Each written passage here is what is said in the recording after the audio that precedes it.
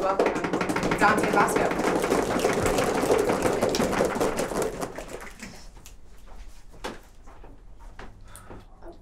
Where are you from? Well, that's a loaded question. See, I grew up in a blue-collar town, simply meaning the blacks and the browns, and me being of that category, plus my pops made less than 40. G's a year, it's clear to see that me, I be, well, blue-collar. Better yet, broke most of the time, even better, poor. But when you're young and you're poor, you don't know that you're poor. It never occurs to you that you don't have a bed, everyone sleeps on the floor, 18 in a house, 1 bathroom, someone always knocking on the door. At least it was fun. Let's get back to where we started. Where are you from? See, where I'm from, there are cops and there are gangsters, also known as gangbangers. Not unlike the cops and robbers of the movies, but unlike the movies, it's not so black and white. There are areas of gray, and that is to say, it's hard to distinguish the difference between being pulled over by a cop and being hit up by a gangster. Both evoke a bit of pain in the pit of your stomach. I think it's anger masked by shame. Maybe I'm getting ahead of myself. Let me explain. Followed by a cop. Follow 6 blocks. Stop by a cop. He pulls you over. He looks at you as if you're a mark. Where are you from? He does not wait for you to reply until he accuses you as you deny. You're from the east side of, no sir, bow your head, don't look him in the eyes. It's embarrassing sitting on the curb watching the cars drive by, but being where I'm from, that's just another part of my life. Now when it comes to the gangbanger, all you got to be is a stranger. When he asks you where you're from, you can feel it laced with danger. So watch what you say next because you're playing with death. So don't claim the east, don't claim the west. Matter of fact, same rules apply. Bow your head, don't look him in the eyes. I ain't from nowhere, man, I'm just some guy. See, he too sees you as a mark, but they don't really see you, your face or your heart. All they see are marks. Now, me being me, I got a few tricks up my sleeves. Up situations, I've gotten out of a few of those by simply picking my nose. That's right, picking my nose. Check it. When the cop pulls up, I can feel the heat in his eyes, or Monte Carlo filled with gangsters pulls up next to my side. I pretend I don't see them, and I casually try to pick a booger from my nose. And for a second, just a moment, I'm exposed. To be a man, not a mark, a human being just like you. Don't lie, you got boogers too. And the cops, he just continues to roll down the street, and with the gangsters, well, they just laugh and then they just leave, because sometimes when you see a little bit of yourself in someone else, it can set you free. And the funny thing is, I'm probably from where they're from. The other side of town, and I'm just trying to get home.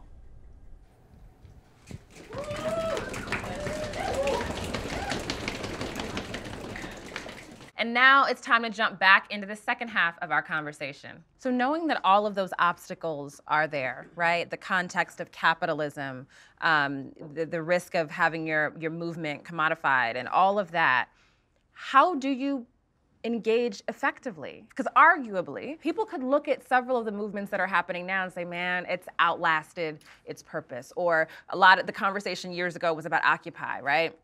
And it sounded good, but that wasn't effective because, quote unquote, what happened? But in the beginning, when you're planning protest, how do you go about doing that? Using the example of the water protectors again. There was an absolute goal, which is to stop this pipeline, this environmental racism, and just racism in general, right? It's different type of racism, but it's just racism. This continuation of this narrative of devaluing native lives, native babies, native water, native land, that we're not nearly worth as much as white folks. So there was that absolute goal, and that was the story that was told by some. And in that context, some folks might say, well, that movement then was a failure because oil's going through that pipeline. But the truth is, as a result of that, you have literally all throughout the country, whether you're talking about in Texas, you're talking about Ohio, you're talking about New Jersey, you have pipelines, and you have little dreadlock white kids with Birkenstocks chaining themselves to these pipelines, trying to stop. That movement birthed all of that. And that was a goal that wasn't necessarily spelled out as, you know, like this is the purpose of this. And so I think that part of that is creating that story where you don't necessarily, it's not an absolute that it has to be this or it's a failure. Well, you know, it's okay to have a plan B sometimes. And it's okay to really, really think out what happens if this happens. And you know, I think that's part of front loading so your movement can be successful. Other thoughts? It's about thinking about what's your goal, who's your audience. Sometimes your audience are your community members. Sometimes you're going out because you gotta like remind people, like, this is what we need to be fighting for. Sometimes your audience is elected officials or appointed officials. And then you think about what's the risk you want to take. Every protest is a risk, but what's the most risk? Is this protest, do we have to get arrested here? I think sometimes we kind of get addicted, like, well, we got to do the most hype protest. It doesn't always have to be that way. It doesn't always have to be that way. In fact, I would argue that that should be the last result. You do that once you've tried to negotiate, once you've tried to sit down, once you've written your letters, once you've done your petitions, you've literally tried every single strategy, and then there is nothing left but to put your body on the line. I think people think that folks are protesters. Some people are. Some people who show up to a protest, and you are just that, you're a protester. But someone put on that protest. Yeah. Someone helped organize it. Sometimes there's organic protests, so that's not always what's happening, right? Uprisings, they're not always necessarily planned, but that promise you there are organizers out there trying to figure out how do we build off of this momentum. Yeah. That's what we did with Black Lives Matter. When Trayvon Martin was killed, George Zimmerman was acquitted, a bunch of us were organizers and we're like, all right, we know we're about to hit the streets, but how do we not just hit the streets? What's the next step?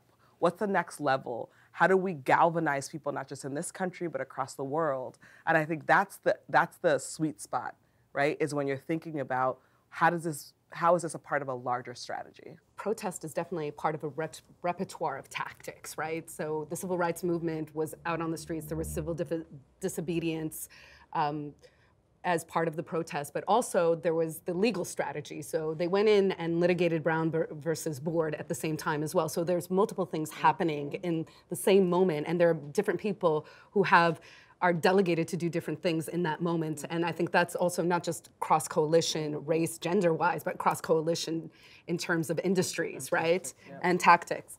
But I wanted to dissect the Muslim ban airport protest for a second, because it is a complicated story of victory and loss as well. We went to the first day of the protest at LAX, and I don't know if you want me to share this, but I had the same sentiment.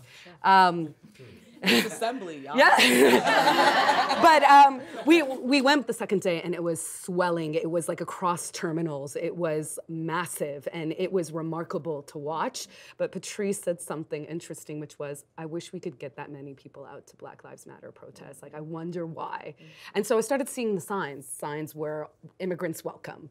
This is the Statue of Liberty welcomes immigrants. So that story that we're invested in, the myth of America that's always welcomed immigrants from the Pilgrims to now and erases genocide, erases slavery, erases restrictive immigration, which has gone from 1790 to the present. That's what was the message that day, because it was done so sloppily, where they arrested and detained legal residents. That actually helped us, right? People were like, this is one of the first really hard public actions by this administration. People are like, what is going on? They're arresting legal residents. They don't know what they're doing. They have been, though, the whole time. The time, this right, is now exactly. People are actually paying attention to it for the first time, but that's been going on for years. For sure. And so, but this, it brought people out on the scene. But then what ended up happening? We have a Muslim ban 3 that has been enforced by the Supreme Court. And now we're trying to litigate it on the 9th Circuit and the 4th Circuit and having our appeals heard at the same time. So the question for me is, what did it need to be tied to for us to continue to put pressure for this to not go to number 3, right? And so for me, it's our lack of analysis on the fact that it wasn't necessarily about Muslims. And that seems really counterintuitive. It was actually about banning people that we are currently bombing or sanctioning. And so if we're not going to the root of what is happening, which is that we're trying to prevent blowback for our wars and for our militarism, then we're not gonna get to the root of eradicating this ban. Right, so this is why I call it a bomb and ban. And I know Muslims want to, really, they fought with me to call it a Muslim ban because it is clearly like racializing Muslims, but it also is very confusing when we add countries like Venezuela and North Korea, which we are sanctioning, if we don't understand what, like, at its philosophical root, it's trying to do. And using Muslims is a nice little scapegoat for Trump's base. Going to a no Muslim ban march like we went to recently downtown, they did in front of the Japanese Museum. They were creating the context for the protest to people go, this isn't the first time. Yeah. And you might not have ever paid attention to this, but right here in America, we had Japanese internment camps.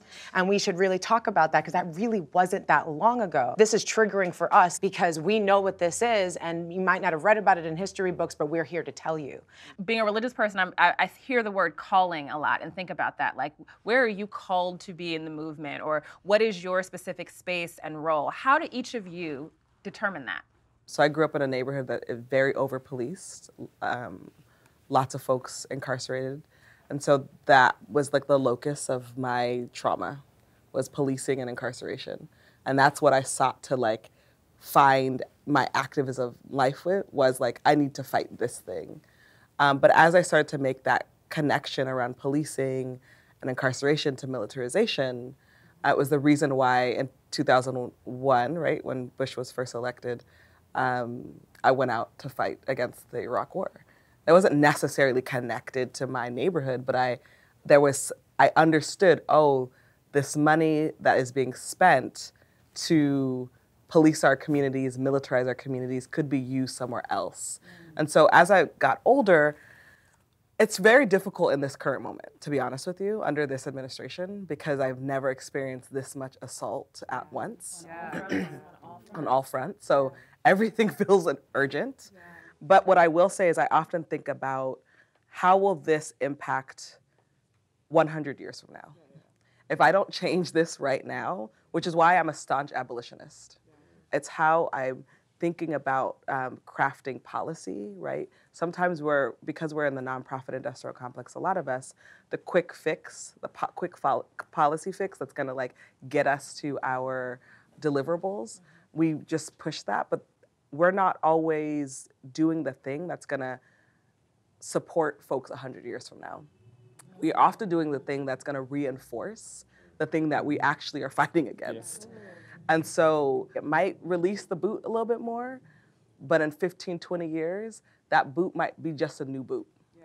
And so we have to be careful. It shouldn't paralyze us, but we need to be thoughtful and mindful when we are challenging the shit. How we challenge it matters 100 years from now. I try to contextualize it a lot in terms of what I'm risking versus what someone is risking who is actually facing oppression based on race or gender, right? And understand that the risk that I take, even being arrested, right, as a person who is white, as a man, as someone who's cisgender, as someone who has financial privilege, as someone who is a public figure that, like, frankly, you can't disappear into the system the same way as someone else. Yeah.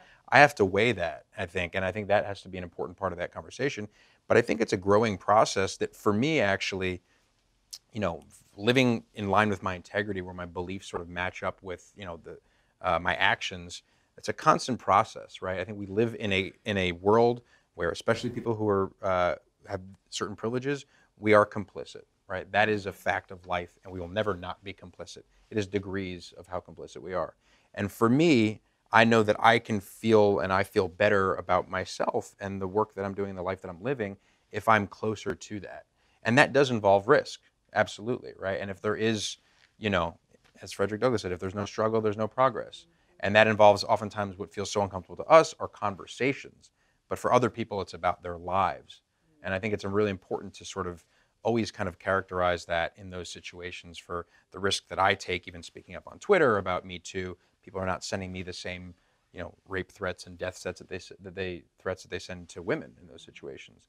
And so I think but I think it's a growing process. And honestly, sometimes I'm like, do I risk this thing? And it feels hard, and then I do it, and then I always feel better because I feel free from that worry for the next time. And I'm like, I gave up that. I gave up that whatever thing, and I now know I can speak freely, and I don't have to worry about it. And that also, I think, for people who are working in an allyship capacity, is a gift too, because we say no, or at least no to when we can, to white supremacy. So we're going to turn it to the rest of the assembly now. How do you balance out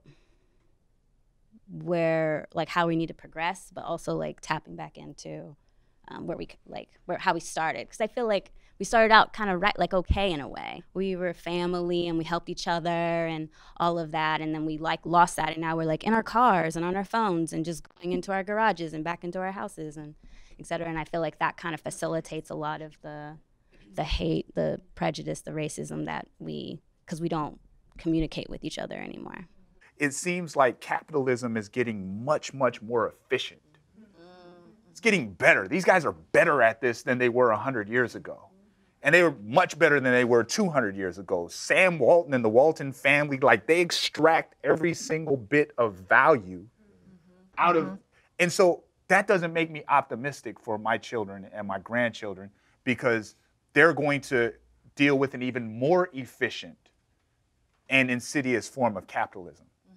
If you subscribe to that American dream form of capitalism, most people cannot access that. Even less people can access it than they could 5 years ago, 10 years ago when I was in school.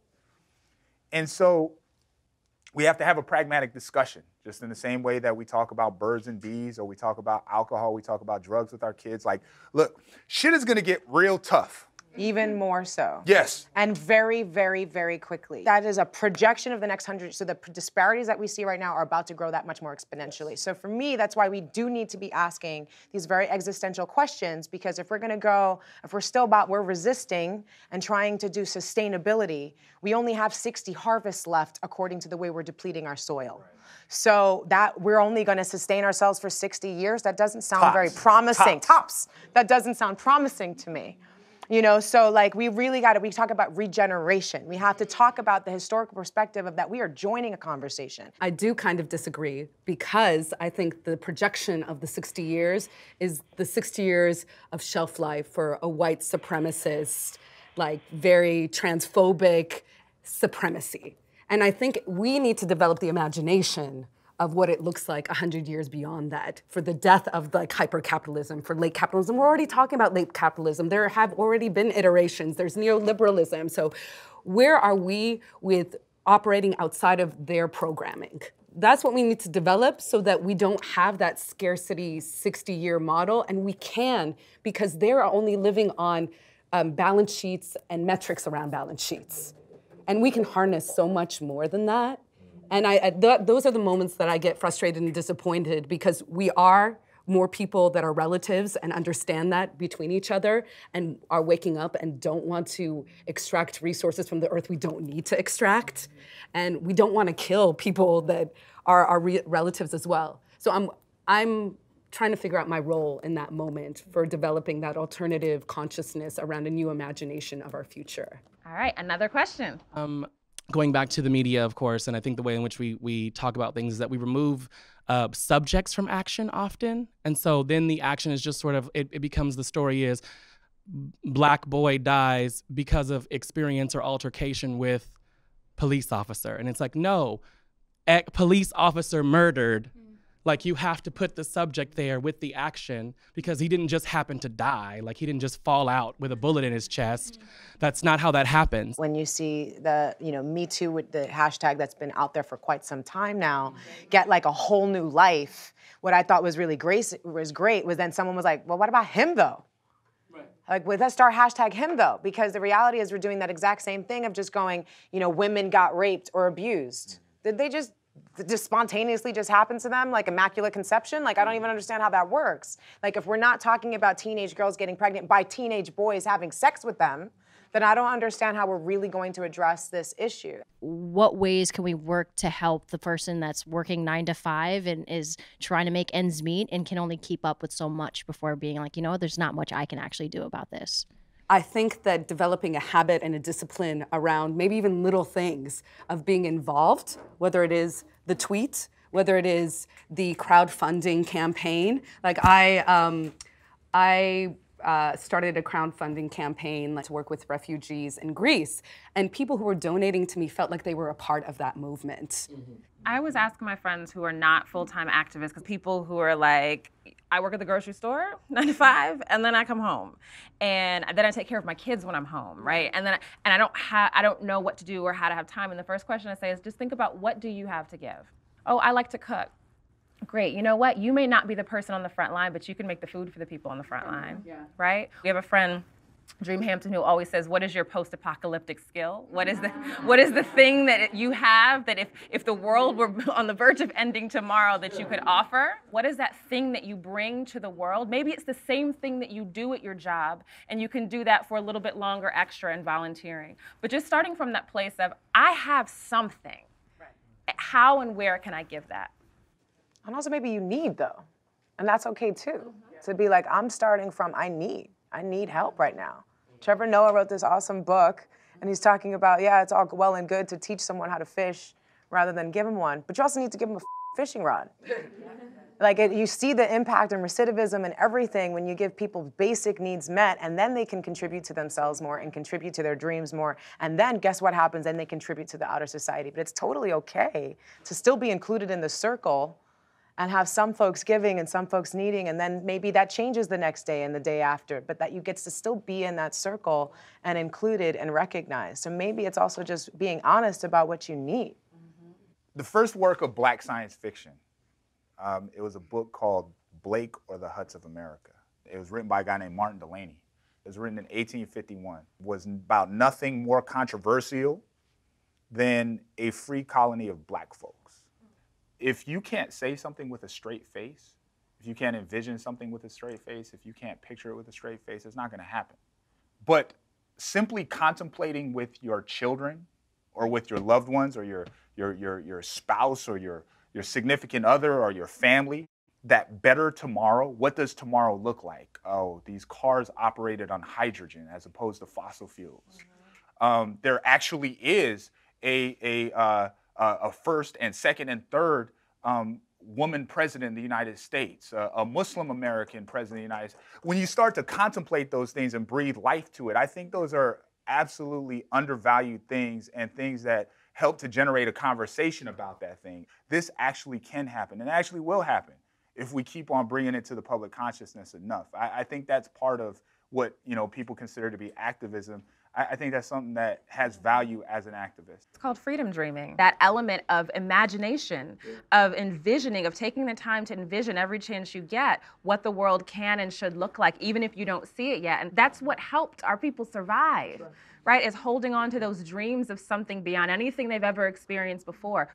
So, Petu Ashte. My name is Tamakawa Ashdewi. I don't understand movement. I don't understand the idealism of something in this period of time. I understand this. And I know that for 500 years, I've stood here. I have never been an aggressor. I've only been a defender.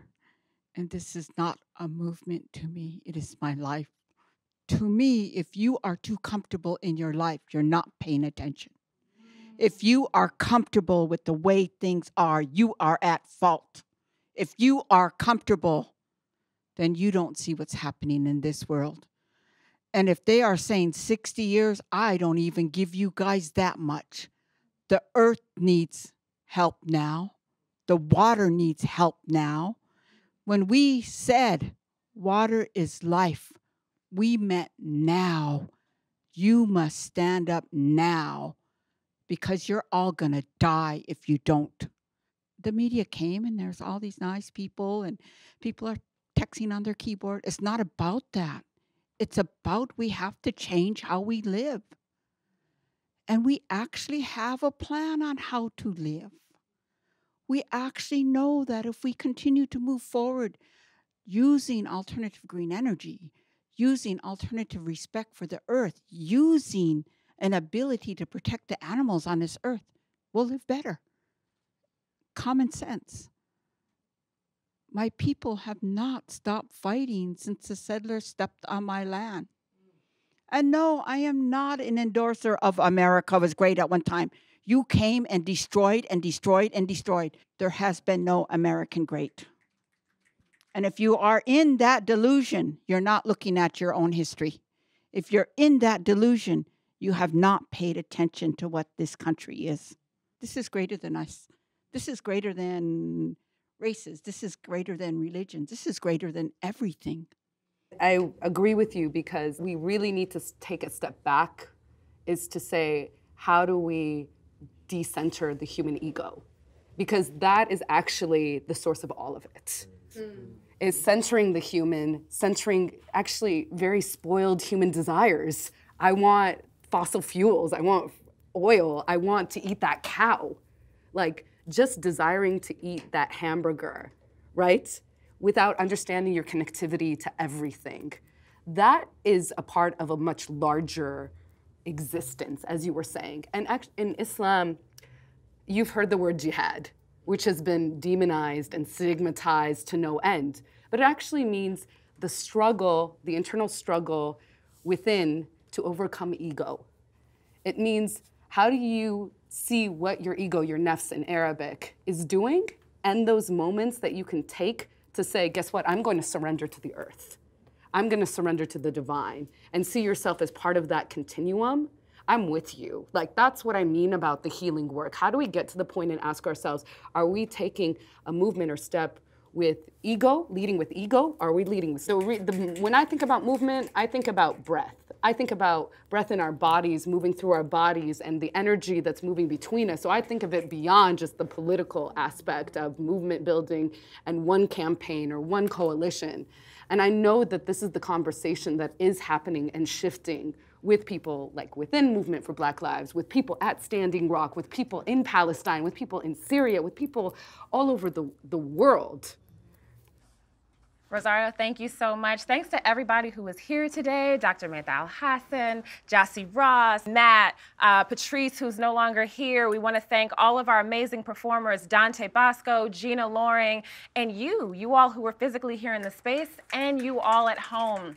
Thank you for participating. The goal of this entire thing is not just to have a conversation here, but to really start it, to spark one that you can continue with whatever questions you have, whatever issues are pressing on your heart, whatever people are in your own space, to feel comfortable enough to say, we are the assembly and we are going to change the world. So let's go do that together, y'all. Peace.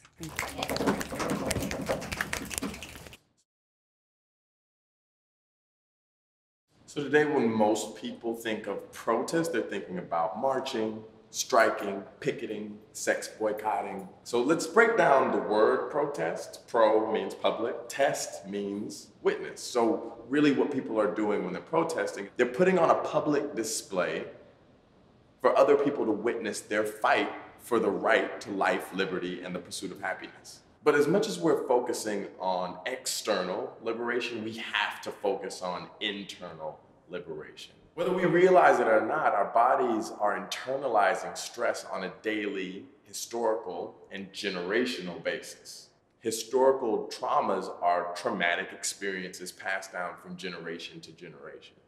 For example, the stress from the oppression and forced assimilation of indigenous people in boarding schools has manifested in high rates of suicide and alcoholism. Studies have shown that the consequences from these traumas range from poverty to isolation to distrust.